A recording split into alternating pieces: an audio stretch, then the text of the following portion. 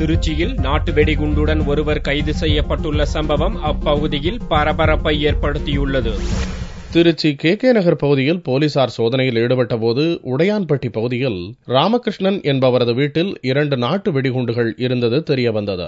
ராமகிருஷ்ணன் கைது செய்யப்பட்டார். இது தொடர்பாக நிருபர்களை சந்தித்த திருச்சி சட்டம் ஒழுங்கு துணை கமிஷனர் ஜெயம்பாண்டியன், ராமகிருஷ்ணனிடம் 2 நாட்டு வெடிகுண்டுகளுடன் 60 பால்ரஸ் குண்டுகளும் 1/2 கிலோ அலுமினியம் பவுடரும் கைப்பற்றப்பட்டுள்ளதாகவும், இந்த நாட்டு வெடிகுண்டு பேட்டரி மூலம் இயங்கக்கூடியது என்றும் தெரிவித்தார். கே நகர் இன்ஸ்பெக்டர்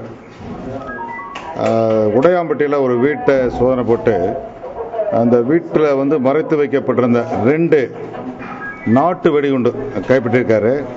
நாட்டு வெடிகுண்டில் அலுமினியம் பவுடரை ஃபில் பண்ணிட்டு அதில் சைக்கிள் பால்ஸ் வச்சுட்டு கயிற்றுல சுற்றி இருக்காங்க. அதில் ஒயர் கனெக்ஷன் கொடுத்துருக்காங்க.